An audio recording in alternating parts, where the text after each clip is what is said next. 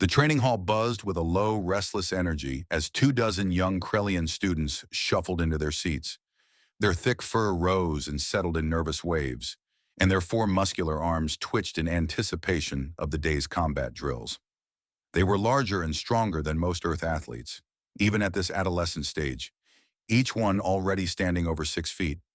Tucked quietly in the back row sat the only human in the room, Lisa Moore. She kept her shoulders drawn inward, wishing she could vanish into the chair. 3 months on the Krellian homeworld hadn't done much to shrink the attention she received. Humans were rare here, especially in a combat academy, and she was the first human admitted through the new Peace Exchange initiative.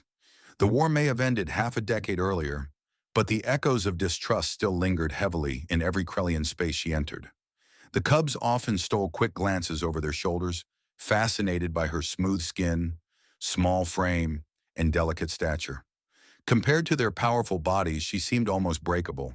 And yet, over weeks of shared classes, stories, and cultural lessons, they had grown unexpectedly protective of her. The room fell silent when Instructor Varya stepped inside. A war veteran with scars carved deep into his fur, he wore a permanent scowl that turned sharper when his yellow eyes locked onto Lisa. "Today," he growled, "you will learn to defend yourselves from all threats." His gaze lingered on her long enough that several cubs shifted uneasily. They knew Vera had fought humans. They knew he did not trust her. But they also knew she had never once acted like a warrior. She helped with homework, shared stories about Earth, and even endured their accidental bumps from extra limbs without complaint. Then Vera barked, "Human! Front!" Lisa rose slowly. Her heart hammered against her ribs, but her face stayed steady. Showing fear around Krellians, especially older ones, only made things worse. "I want you to demonstrate human combat technique," he said. "I'm not trained in combat, Instructor," she replied carefully. "I'm here for cultural exchange." "Do not lie. Humans fought savagely in the war. You all know how." His voice was a challenge, a dismissal, a warning. He lunged toward her with an upper arm meant to tap, but the force behind it told her everything. This wasn't a lesson. This was a test, and maybe a punishment. And Lisa reacted without thinking. Time stretched thin around her as Instructor Vera's massive arm cut through the air. Even though he intended it as a demonstration, the momentum behind it could easily have thrown her across the room, or worse. Lisa had spent months studying Krellian movement patterns, and in that instant, her body recognized the danger long before her mind caught up. She dropped low, sliding under his sweeping arm. The wind of his strike brushed the top of her head as she rolled to the left, rising with a precision she didn't even know she still possessed. Before Vera could regain his stance, her hand darted out and tapped a pinpoint spot on the lower joint of his left elbow. A spot no Krellian would ever expect a human to know. Vera's entire left side went numb. His roar was not one of pain, but shock, a primal, guttural sound that vibrated through the floor. The cubs froze for half a heartbeat. Then instinct took over. 20 young Krellians surged to their feet at once. Their combined growl was so deep it rattled the training hall's windows. Fur bristled, claws extended. In a single unified movement, they stepped forward, not to attack, but to place themselves squarely between Lisa and their instructor.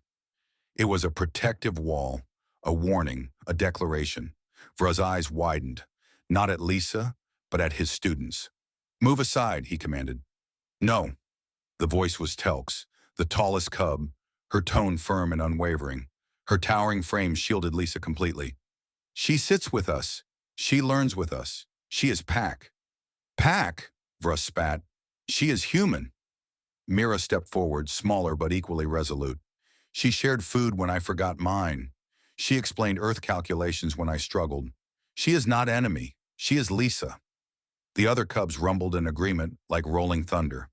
Their protective instinct, once used for hunting and defending their dens, was now turned toward a single fragile human. Lisa's breath caught in her throat.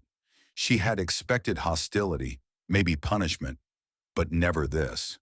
The cub's loyalty was raw and unfiltered, something so deeply cultural that she barely understood its weight.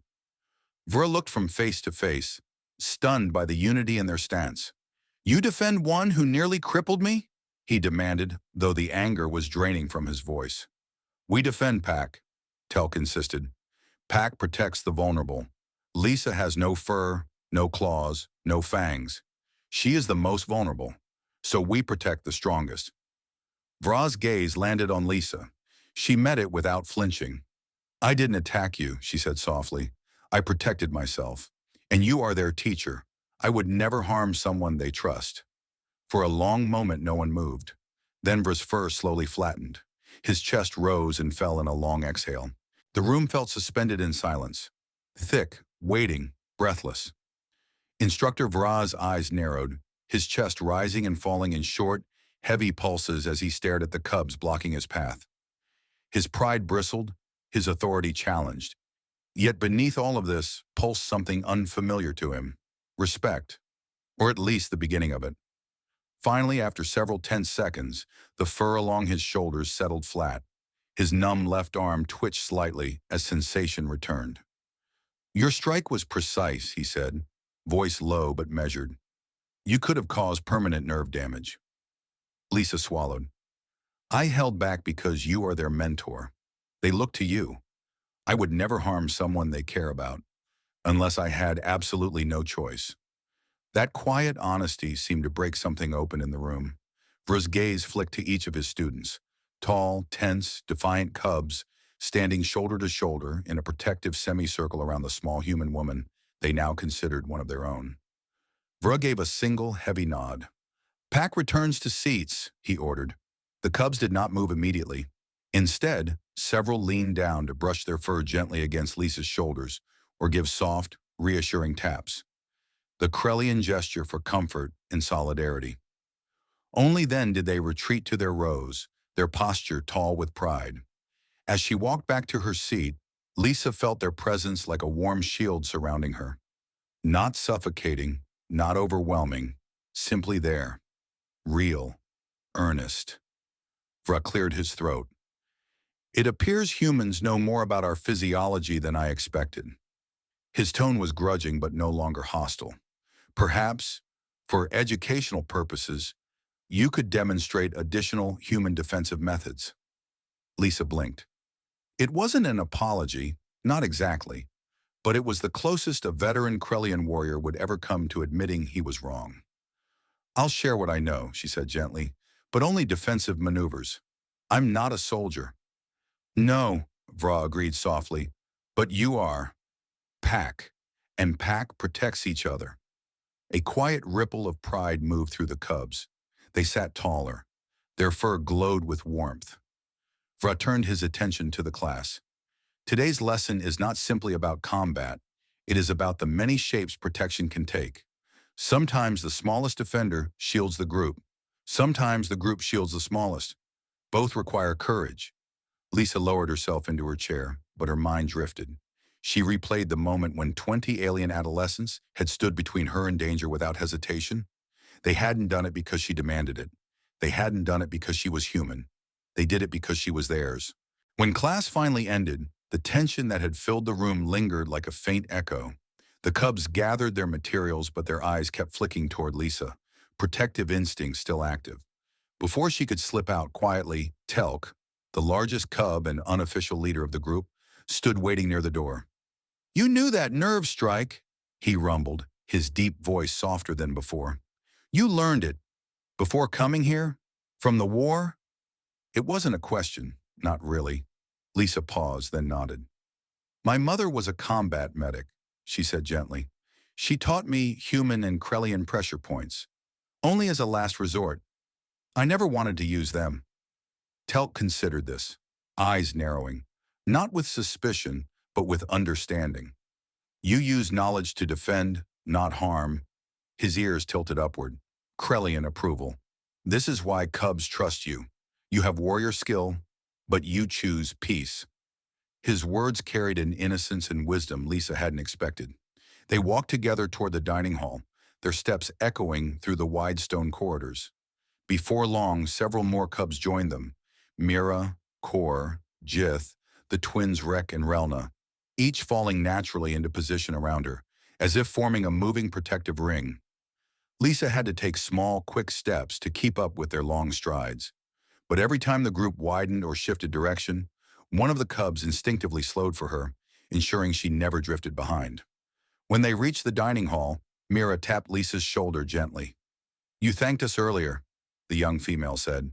"But we do not need thanks." Lisa blinked. "Why not?"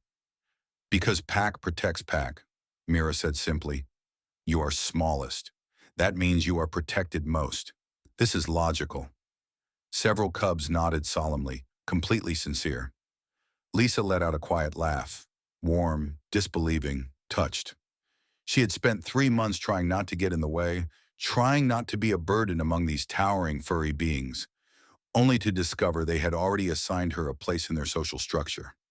Not as a fragile outsider, not as a former enemy, but as something deeply valued. A small pack sister who must never be left undefended. As she sat with them at dinner, she noticed the subtle changes. The way one cub always angled toward the doorway, the way another left space on her right so she could move freely, the way Telk subtly positioned himself closest to the crowded aisles so nothing could bump into her. It was instinctive for them, unspoken, natural. Lisa felt her throat tighten. They weren't protecting her because she was weak. They were protecting her because she belonged. And belonging, she realized, was something she had never truly felt. Not even back on Earth. The next morning, the training hall carried a strange, hushed anticipation. Word had spread, rumors of cubs standing against a war-scarred instructor, of a human who moved like water and struck with precision. Lisa walked into class with careful steps, trying not to draw attention, though she could feel dozens of eyes on her. The cubs surrounded her immediately, not crowding, but forming a subtle escort. Their tails swayed protectively, their fur slightly raised in alertness. It struck Lisa again just how instinctive their behavior had become, how they had wordlessly woven her into their social fabric. As Instructor Vra entered, the students snapped to attention, but the tension from the day before remained. His gaze swept the room until it settled on Lisa. Instead of hostility, something more complicated flickered across his expression. Respect, perhaps, mingled with lingering uncertainty. "Before today's lesson begins," he said, voice quieter than usual, "there is something to address." The cubs braced. Lisa felt their protective stance shift around her like a ripple. Vera stepped forward, his posture straight but no longer rigid with aggression. "Yesterday," he began slowly, "I acted without full understanding." His eyes moved to her, meeting her gaze instead of avoiding it. "Human knowledge of our physiology is more advanced than I assumed. Your restraint, despite the effectiveness of your strike, was noted." It was not quite an apology, but in Krellian culture, it was more than enough. Lisa dipped her head slightly. "I didn't strike to harm, only to avoid being injured." Vera nodded once. Then he addressed the class. "Cubs, you reacted as though defending a member of your own den. You showed loyalty, unity, courage. These are strengths, not flaws." The cubs straightened proudly. Vera continued, "Today's lesson is not merely about self-defense. It is about recognizing that protection takes many forms. Sometimes the smallest member shields the strongest. Sometimes the strongest shield the smallest. Both roles matter." Lisa felt warmth bloom in her chest. He was speaking to her, but also about her. Then turning back to her, he said, "Human Lisa, if you are willing, share your knowledge of defensive human techniques. Only defensive." The emphasis was deliberate, respectful. "I'll help however I can," Lisa replied, "but I'm not a soldier." "No," Vera agreed. "You are something else, something valuable." The cubs murmured approval. When practice began, Lisa demonstrated simple redirection techniques, pressure point breaks, and balance shifts. The cubs watched with wide, fascinated eyes, utterly focused. Even Vera leaned in occasionally, observing with newfound curiosity rather than skepticism. For the first time, Lisa felt not like an outsider, but like a teacher, a contributor, a bridge. Later, as class ended, Telk touched her shoulder gently. "You showed him strength without dominance," he said. "That is rare. That is honorable." Lisa smiled softly. "I only did what felt right." "That is what makes you pack," he replied. As she walked toward the dining hall surrounded by the cubs, her unlikely guardians, her adopted family, she realized something profound. Peace is not signed on paper. It's built in small, fragile moments. Moments like today. Moments where fear gives way to understanding, where instinct bows to compassion, where species once at war learn to share space, knowledge, and trust. Lisa had arrived on Krell as a timid exchange student. Now she walked as something far greater, a bridge between worlds, a symbol of a future no longer shaped by war, a tiny, delicate human, protected fiercely by alien cubs who saw her not as enemy, but as pack. And in that unexpected unity, something powerful had begun to grow. Not just peace, but belonging.